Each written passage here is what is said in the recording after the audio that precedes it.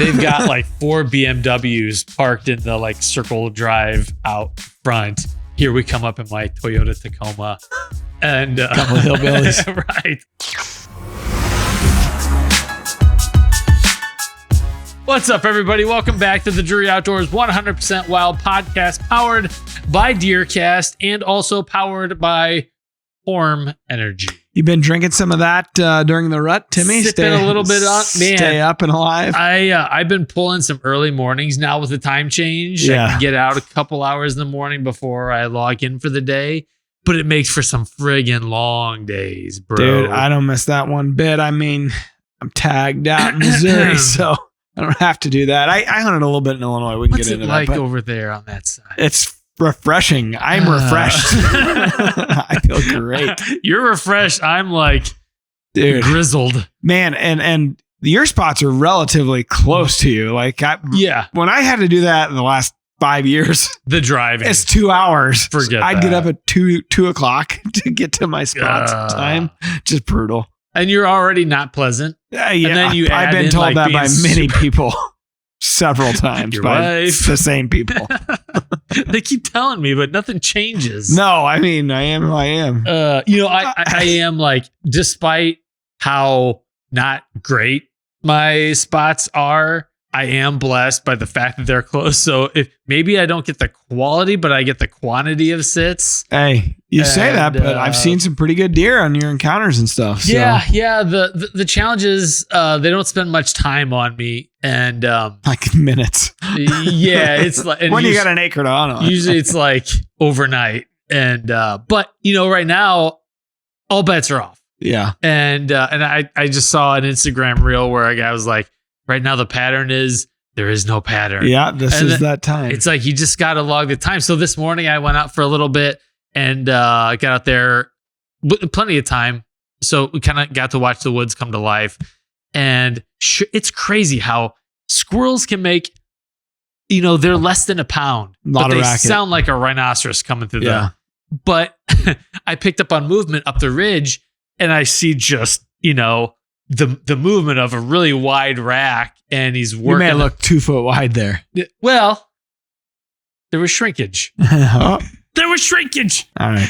I just knew that's a shooter buck. Couldn't tell who he was. Yeah, nice deer. But he was with a doe, and watched him, and he kept working the scrape, and then he would stand up on his hind legs and hit the licking branch. It was just cool to watch. And then the doe took off. She does this big loop down the hill, and she runs up and then past me, and he disappears. I could see through the Should canopy. Be following her. He's trotting along, following her, and he's at 18 yards to my left and obscured by a maple tree. And he's just stopped there, kind of looking around, looking at her up the hill from me, licking his nose, turns around, starts grooming himself a little bit. And I got all the cameras on. I got my bow up and ready to roll. I've actually got some tension on the string. I'm just going to rip it back when he passes through the shooting lane here, wide open. And he just stood there for probably 5 minutes looking around, and then just turned around and walked out of your I really life. thought about pulling the old Matt Drury. Hey, in my experience, I did that this weekend for a deer for Lola. It does not work for some reason. Man, maybe the third time. Yeah. But I did throw a grunt at him just to see Did he react? He paused, and I saw him kind of turn his head a little bit, but he made the same loop back up and started working that scrape. Did you think about doing snort-wheeze in that scenario? I thought he actually snort-wheezed there behind that maple.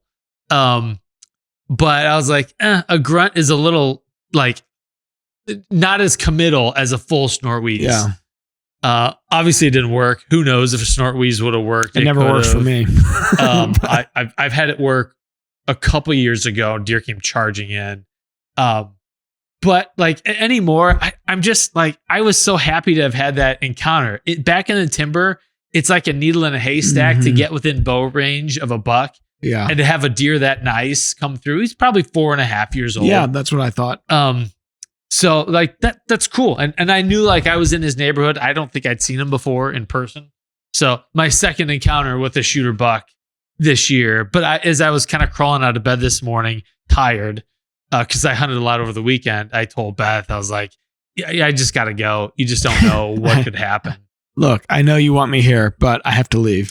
Well, when I wake up, I made like breakfast for everybody. I made Bo's At lunch. what time? And I woke up at 4:50. Quite the Got dad. all this stuff. I mean, not my words, but some people have said trophy dad. Mhm. Nobody has ever told me that. Although I feel like I am that. You are a trophy dad. Thank you, Tim.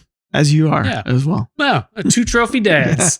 That Quite could the be our catch. spin-off podcast. 2 trophy dads. But we're not like we have separate families. I want Yes, to keep we're not driving home together. that I don't point. like this name, actually. Bad idea. So you're spending some time over in Illinois, right? Yeah, I went over for a couple days this past week because I bought an archery tag. I have a gun tag over there, but I bought an archery tag a couple days or last week. I got a friend over there that invited me over, and you never know, and it's the right time.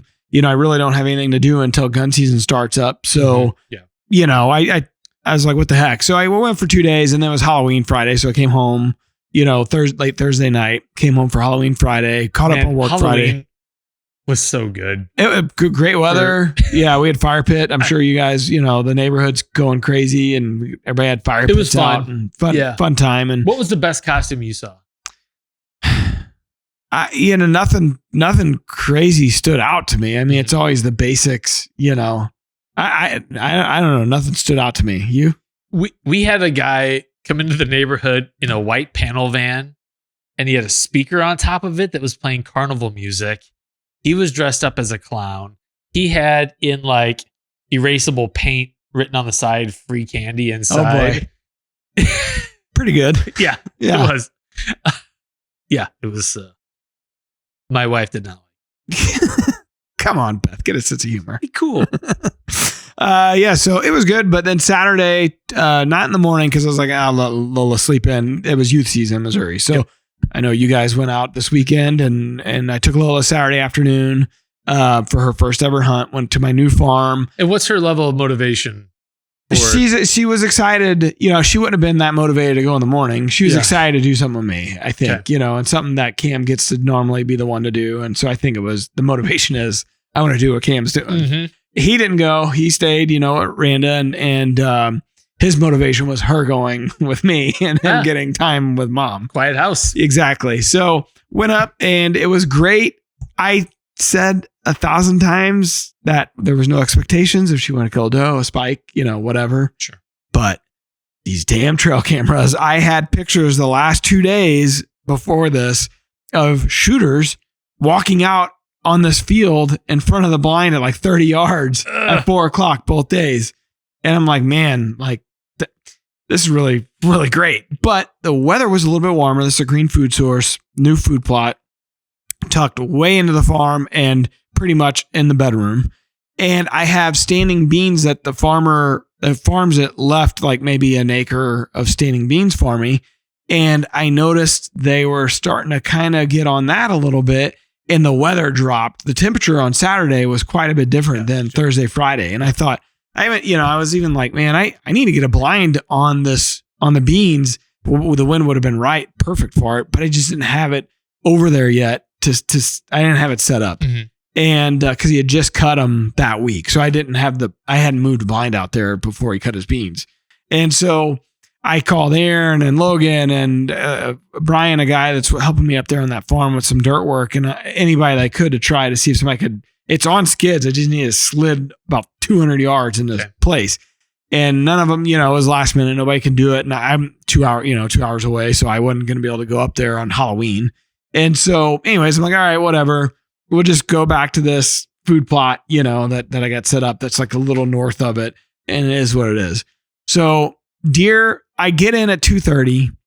Dad calls and he's wanting to wish Lola good luck. And I'm whispering, I'm like, hey, he's like, you're in a blind already, giving me crap, and I'm like, yeah, the deer, I'm tucked into the bedding back here. Like deer move early back here.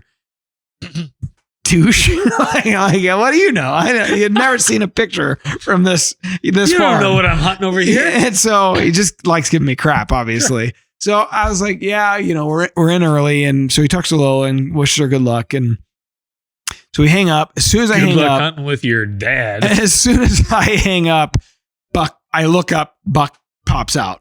Did you text your dad? I told him later, but yes, I did. Actually, I made sure. What? You were wrong. So the buck pops out and he's looking kind of our direction, but he's looking for does or whatever.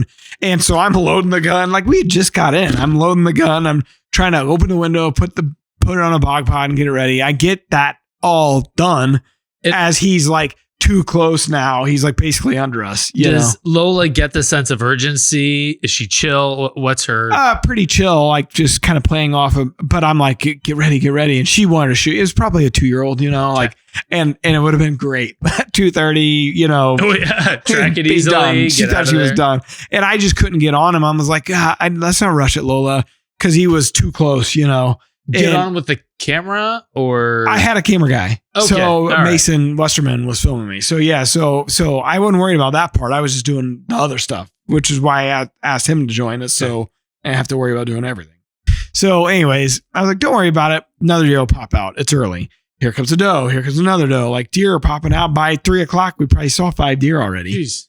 And so I was holding her off of the does because we see so many does back here. I'm thinking 100% a buck's going to come check this out. Already we had one coming through. So shortly after that, another young buck kind of, the problem is they're all moving quick. Yeah, you don't have much time. And so another one comes running through and we couldn't get on it in time. And so finally I was like, let's leave the window open, gun out the window. And I got the wind. Like, let's just not worry about it.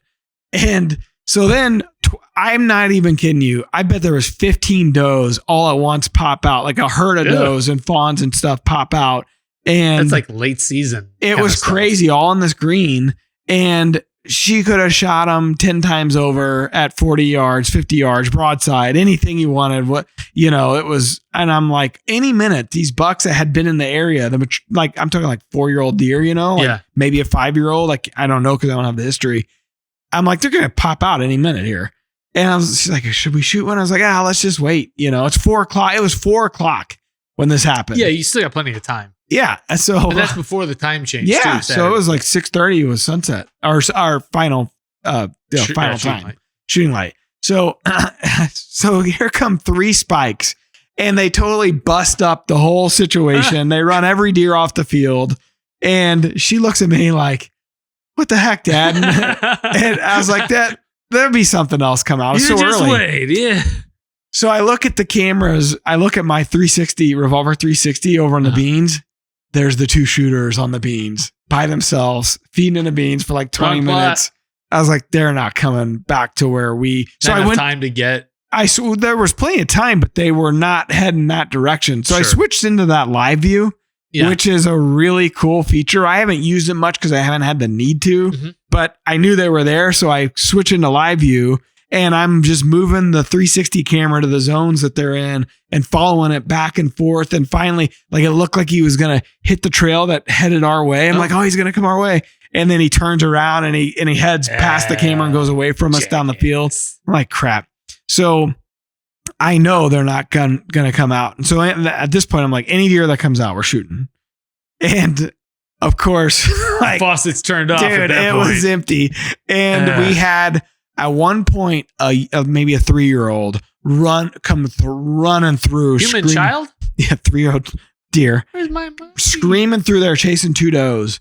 And I'm like, like the sense of urgency. She was on her iPad or reading a book or something. And I'm like, get up. Get over here. Get on the gun and we're ready. And we missed it.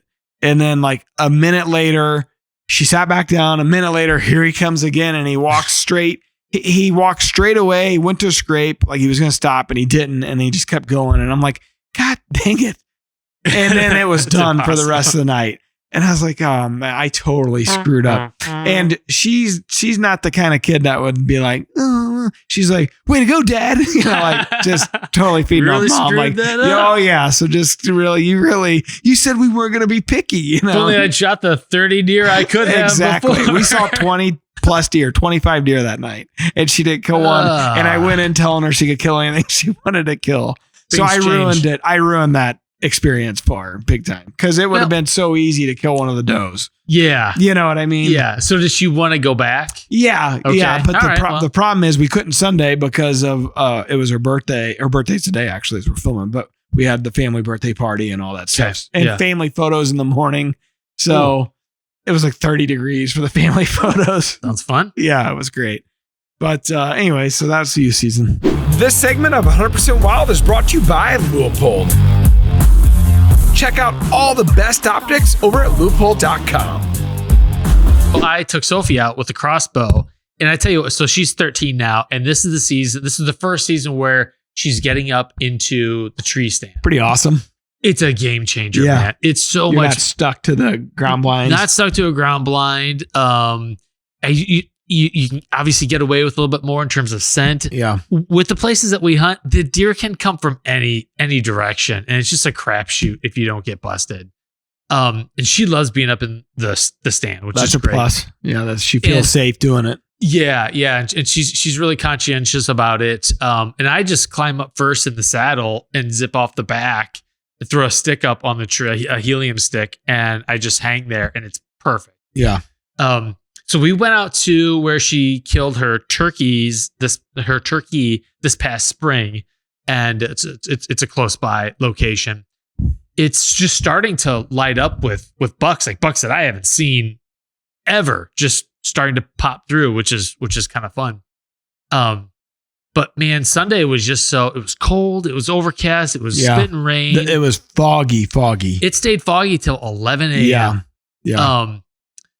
We got up in the tree, and we saw a really nice buck on the neighbor's piece chasing. So that was exciting for her, and she was shooting the crossbow. Like, we had our orange on, but it's pretty much an archery only property. It's 9 acres, and it was shoot a doe because that's why we're hunting the property, to decrease deer numbers. They're so thick over there, or any buck that makes you happy, and so. We definitely saw some chasing in the distance. And then, I don't know, maybe around 7:30, I hit the rattling antlers. And I told her beforehand, I said, with the antlers, you got to be ready because you never know where they are, and they could come charging directly in. And with the woods being wet, you may not even hear them coming. And sure enough, doggone it, I hit the antlers, and a minute goes by. Maybe. And I'm looking at something, and she whispers, Dad, buck. And I'm looking around. I'm like, I don't see a buck, but I'm going for the camera. It's off.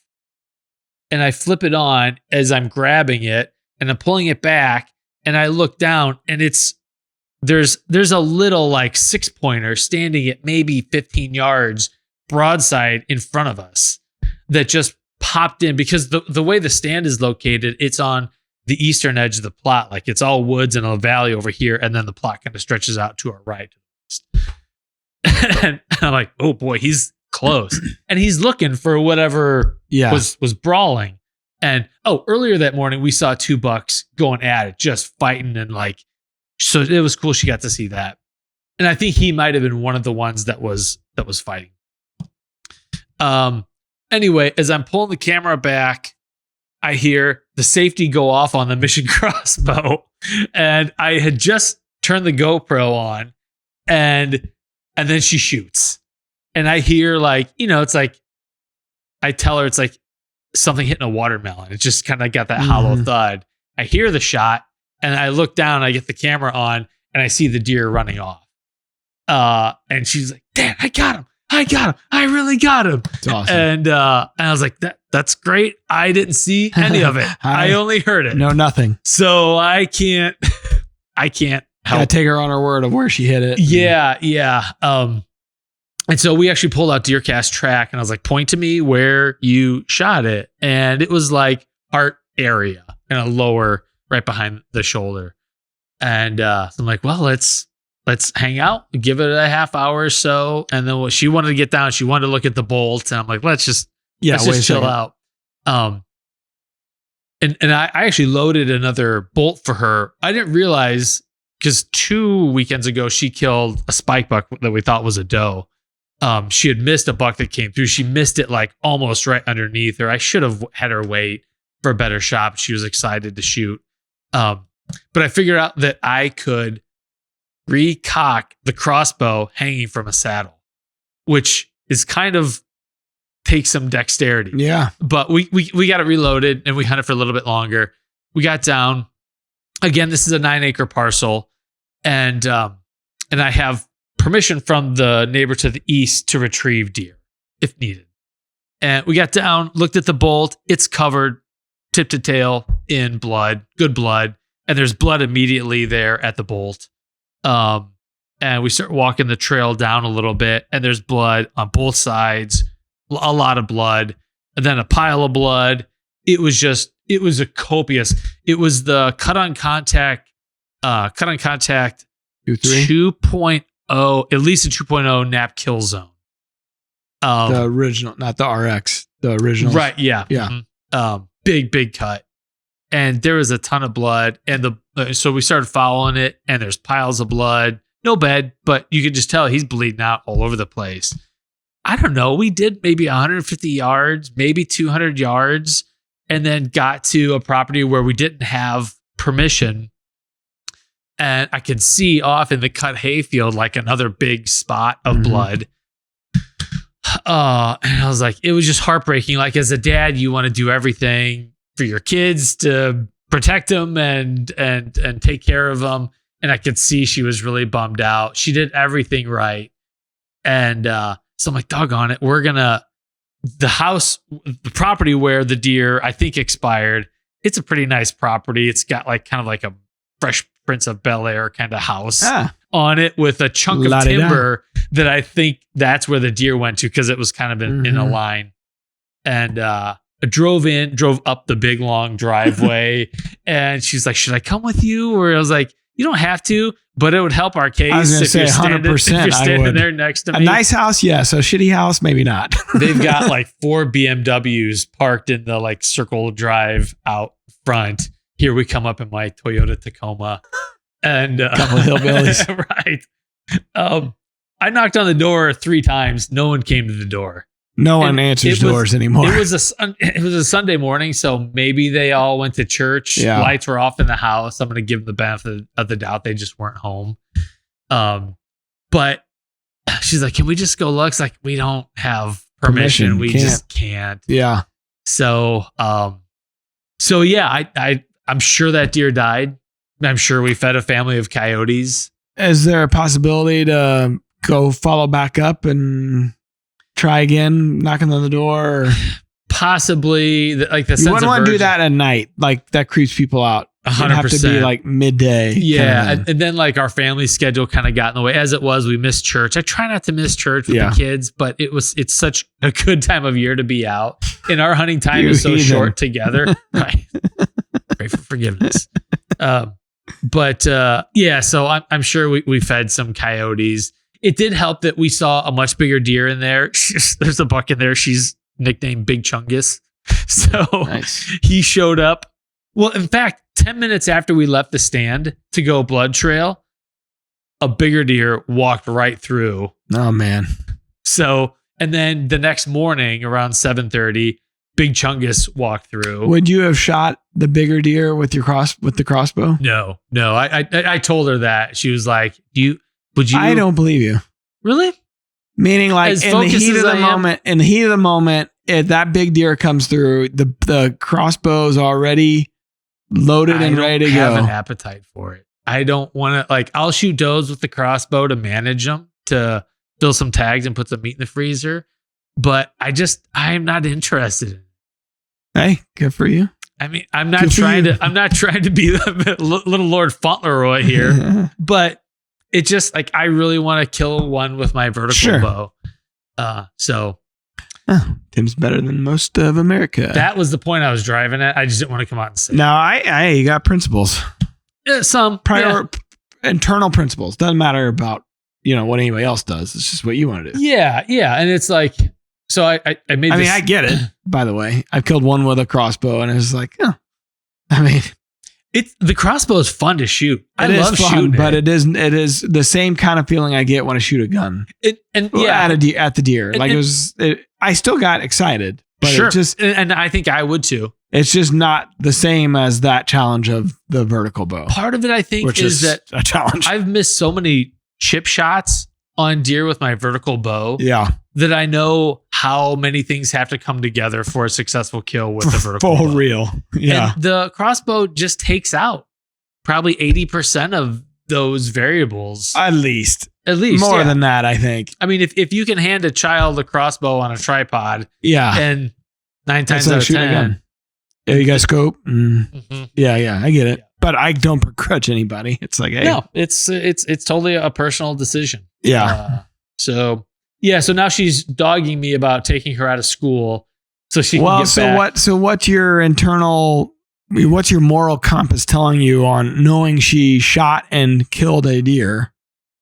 It's your kid, so it's a little different, but like, what's your moral comp? I don't know how I would feel about that. Like, I don't know that you didn't recover, but you pretty sure it died. Pretty sure. Yeah. Don't know 100%. And with the chances that we get a deer, she'll not kill $2 in one season. Like, we won't come close. I mean, Well, what's the spike count as? I don't know. I didn't think about it. It wasn't a spike. It was a button buck. Okay. Well, that's a doe. That counts as so a doe. yeah, then.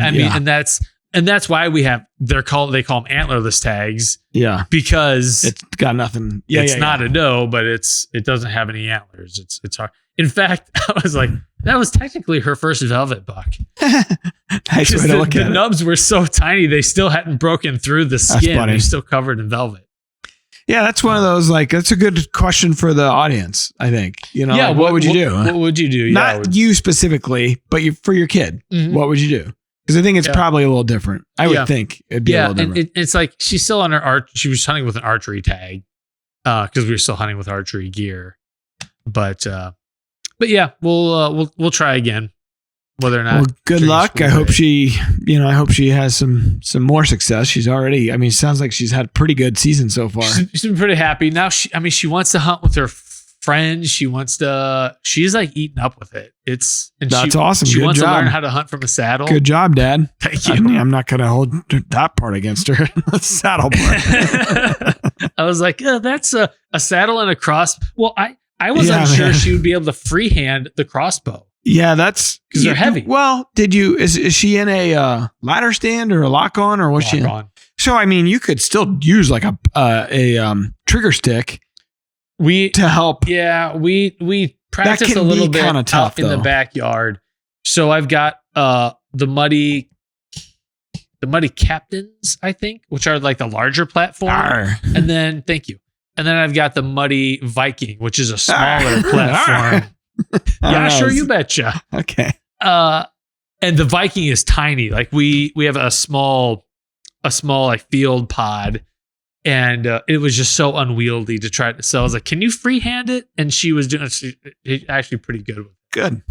So yeah, that's our season so far. But good deal. It's fun to get to hunt with them when they can start kind of hunting with you, and it's not so much you're having to do everything for them. Yep, absolutely.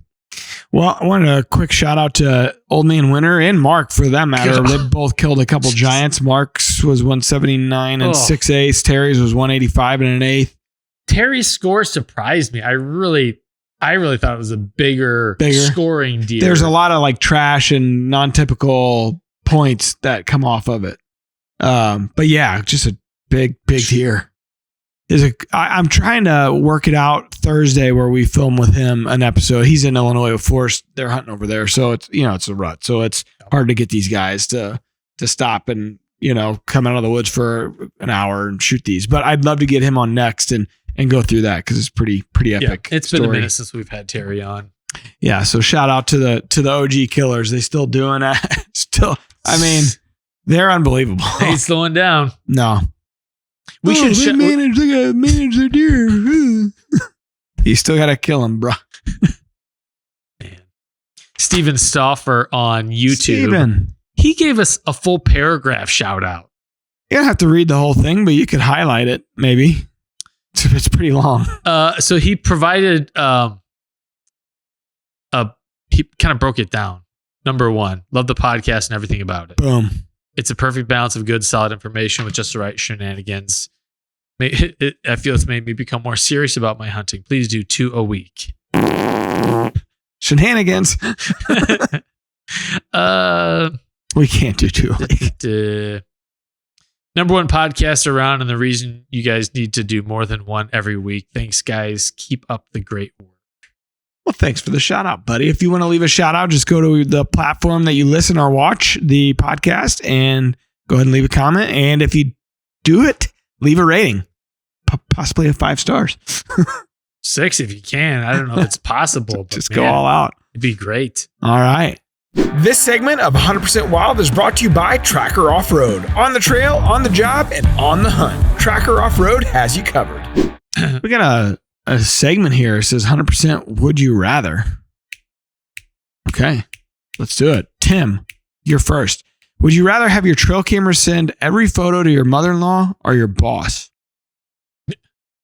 I know this answer. I think it might help my mother-in-law finally understand a little bit about what I do. So I would go mother-in-law. Yeah. I think your boss would be annoyed by it. Yes, 100%. He's up to his eyeballs in trail cam photos. Yeah. All right. 100%. Would you rather have a mature buck blow at you every sit or have raccoons set off your cell cam 300 times a night? 100% raccoon. Because a mature dude, I mean, that's happening already. Like, what's crazy is in my experience where I hunt, it's the does that do. Well, that's most of the time. The blowing. The bucks tend to just. The bucks tend to just turn tail and they don't put up with it. But every now and again, I've like the wind swirled or something, and they don't like it, and it's a big buck because it sounds like a dog barking, like that real deep, like a wolf almost. We were in Illinois, and we were sitting in a blind, perfect afternoon hunt, sun shining, perfect wind. Soon as the sun, we had 10 does in front of us. As soon as the sun went down, I had the window open because the sun was beating down on us. It was so hot in there, so I had the window open. Sun comes down. As soon as it goes down, thermals got us, and a doe started blowing, and she would not stop, would not go away, and she was too far away for me to shoot her. And she just kept stomping, blowing. And then they all started. It was right the last, so you're talking the last half hour when the bucks should have been moving. It was my last hunt of the couple days there. I was like, I'm so annoyed with myself, first of all, because I shouldn't have had the window open. But once they came out and they got too close, like right below us, it was too late for me to close it. So I had to ride with the window being open. And man, that's the worst feeling listening to that sound. It's so annoying. Yeah. It's just like nails on a chalkboard. The one benefit you have is you have a camera guy you can look at. Blame him. Oh no, that's not where you were going? No, just like stink. Someone to commiserate with. Oh yeah. Well, like just to roll your eyes that's at. That's what I did. Wait, did you say a cuss? Did you say a cuss word in the hunting blind? Most of the time. Would you rather be filmed missing a chip shot on a booner or have a buddy outshoot you on your own farm? I mean, I could care less about a buddy outshooting me. So yeah, I'll go with a buddy outshooting me. How about you? Same thing. And I don't my like ego my is a lot. I could care less about someone being better than me. That's most people. I had a guy leave a YouTube comment on the video of the episode of my early season deer. He's like, I get a kick out of I giggle every time or chuckle every time they show Matt's slap-o-matic wrist rocket because I keep punching the trigger.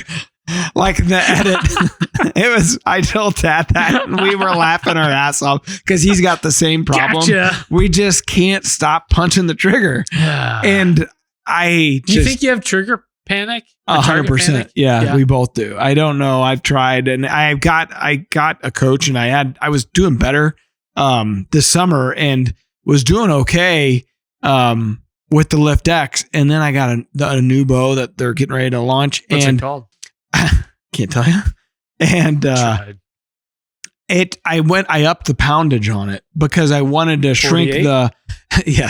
I wanted to shrink the pin gaps. Basically, so mostly for if I ever get to go back out west. I'm sick of missing deer because I'm misjudging the yardage. And I wanted to, because I like from 20 to 30, basically every 10 yards, I'll drop 8 inches at my current setup because I got a short draw length and I'm pulling 60 pounds. So I went up to 65. So anyways, I find myself creeping forward a little bit. And so I still shoot more or less like a trigger style release.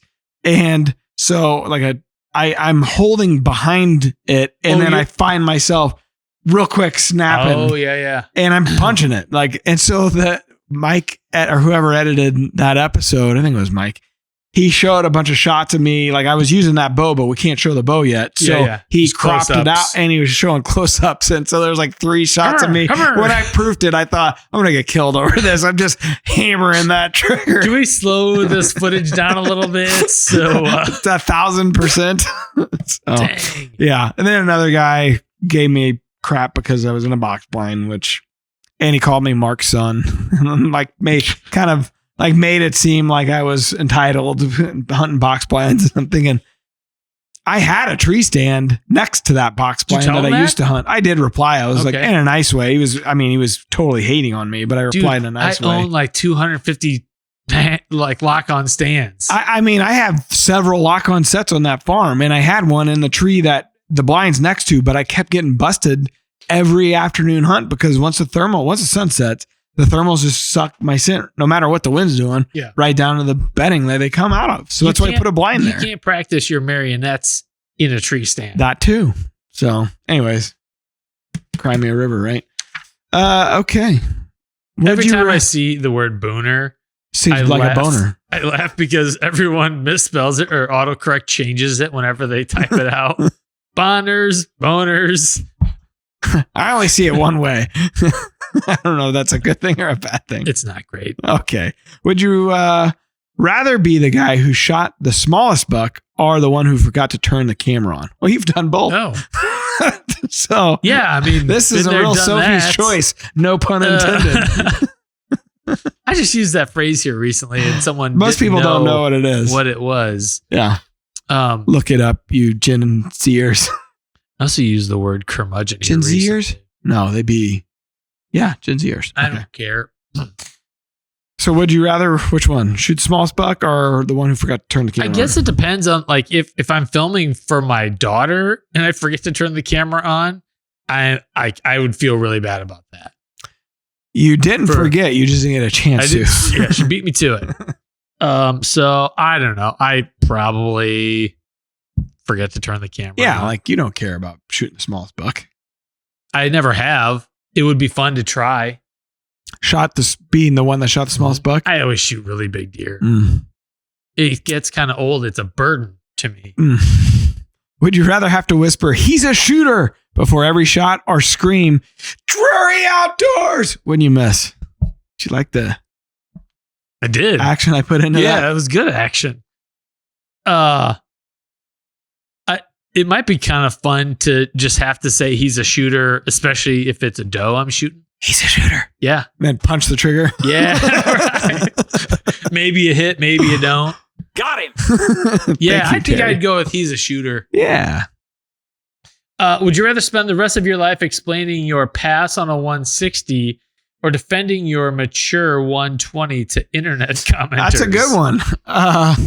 I've never passed. Well, no, I take that back. I have passed several deer bigger than 160. When you hunt at Terry's and they're like a 4-year-old, you get you get a talking to before you go. And I don't even think twice about it now. So I think I'd rather defend the mature 120 to the internet commenters than have to explain passing a 160 because it's hard to explain that to people if you aren't hunting in those types of areas where those deer exist. Yeah. I mean, I took crap because I had my target buck walk past me on the first Saturday of the season. And I don't know if he'd go 160, but he's a nice deer. A really big deer. Yeah. 150s, I would think for sure. Yeah. Yeah, definitely. But I kind of passed on him because I couldn't film him, so I didn't shoot. So I don't mind. But like in real life, under normal I'm not passing a 160. If you were hunting Barker Terriers, you if would I be. was compelled to, then I mean, those are the rules. Like, you hunt somewhere else. Well, what's crazy about the 120 is I've shot a number. I think the first deer I killed out of the saddle was probably around a 120. My first deer was a 125. But to me, it was like, that was my first kill out of the saddle. It was cool. He was like right underneath me. I don't know. The scores are so stupid. I mean, the deer that I shot early season went 127 and some change. And that deer is 6.5 years old. The deer I killed a couple years ago on the last day of the season, he was 6.5 years old and he went maybe 120, maybe. Yeah. And I don't know. I don't give a shit about the score. Now, if it's a giant, I say that and I'm killing, deer that aren't giants. I'm sure if I killed big deer, I would probably be interested in what the score was. I'm still interested. I should take that back because I am interested in what they score. He's a flip-flopper. So I know how to score them when I'm looking at them on trail camera or on the hoof, right? Like I am interested in that perspective. And from a perspective of most people lie about their scores. I like amazing how many people call a deer a 150 or 160. And so like when I kill what I feel like is a giant deer, and like I felt like that deer in the early season was, and it's like, he went 127. It was a 7-pointer, but it's like, people are full of shit. You're calibrating. I am. It's trying to, I'm trying to learn more and more with every one, right? Yeah. It's like, man, it takes a lot to get a 150-inch deer. A lot. And my comment is similar in that I'm interested in score because I want to understand the scale of the body relative to the rack. Yeah. Because I find as I've hunted longer and longer, I am more interested in mature deer and being able to figure out like the difference between a 4 and a 6-year-old. Yeah. And that like 4 to 5 and it's tough. It is. And especially where I hunt, where you just don't see the same deer year after year. And they're on you quickly. Yeah. It's like, I'm more interested in that. So that's the only reason why I really care about scores. Cause I'm trying to calibrate the size of their rack versus the size of their body and how that all plays. Yeah. Yeah. And I think it's a fun part. Like it's kind of in our camps, that's part of the fun of killing one. It's like, hey, let's tape them together. Yeah. Mm-hmm. And, like Terry's deer, the big deer a couple of years ago, the 216, like that's the fun part. They were taping them. They taped them like 4 times because they couldn't believe it. You know what I mean? And they kept coming up. They were within, a couple of eighths of an inch every time. It's just like, that's the fun part in our camps of like having a beer and, and just shooting the shit right there. Like that's the success. It's so much work to kill one. Yeah. It's like, that's the fun and actually the fun part. A warm Mick Ultra and a straw. Right. That's right. That's kicking back by the space heater. Eating your Casey's pizzas. Oh, yeah. Oh, we got new Rack Pack members. We've got some original comedy getting posted in the Rack Pack. Yeah, we do. Forget what the guy's name is. He had asked me if it was okay to do it. I think he asked you as well, or Jim maybe. Yeah, absolutely. But it starts with a C, I think his name. Caleb. Yep. Could be. So shout out Caleb. All right, new members. Eric Carter, not Cartman. Colton Humbard. Nathan Cassing. Oh, for the South Park reference. Yeah. Carl Zanitizer Jr. Carl Zanitizer Jr. No, Zanitzer. I can't read. Sorry. I can't read. Tom West, Josh Wallace, Joe Hallinger, Wes Schmidt. Not related to Eric, I'm sure. Okay. When Sophie was little, you know how kids mispronounce words. Yeah. Like they're better when they mispronounce them. Mm. She used to call hand sanitizer hand-sanitizer. That's better. I like it. It's handsome. Hand sanitizer. Yeah. Carl Zanitzer. Okay. Well, let's hope that next week we got Terry on. I think we will. We also have a guy, one guy that shared a success story of a giant deer over in DeerCast, and they did a giant tracker on him. So we're trying to get him on as well. So couple cool. We like sharing those stories of listeners or people using DeerCast and killing big deer, and there's plenty of them. There's been some giants that have been in the fan share over in DeerCast lately. 100%. Yeah, fun to see. So yeah. All right. Well, good luck, Tim, here in the next week or two of the rut. Yeah. You enjoy your Illinois sojourn. Yeah, I'm gonna go back over for a couple days, and then it's pretty much I got to fly to Dallas for some meetings, and it gets kind of crazy after that, and then gun season. So that's probably my last chance to hunt, and then it'll be gun season, which I won't even be hunting that opening weekend. I'll take Cameron to Dad's and see if we can get one. That'd be fun. Yeah, always is. Tradition. All right. Well, stay tuned. If you guys are out there after them, stay safe, have fun. Peace out. Appreciate you listening, watching. Go shoot your bows. Have fun. Peace out. DeerCast movement prediction and mapping tools combined with our exclusive virtual rain gauges gets you ahead of your game. We're adding new videos every week, so make sure to click that subscribe button and check out all of our amazing content. This episode of DoD TV is brought to you by DeerCast Maps, waypoints, weather, virtual rain gauges, and more. Every tool you need to get ahead of your game.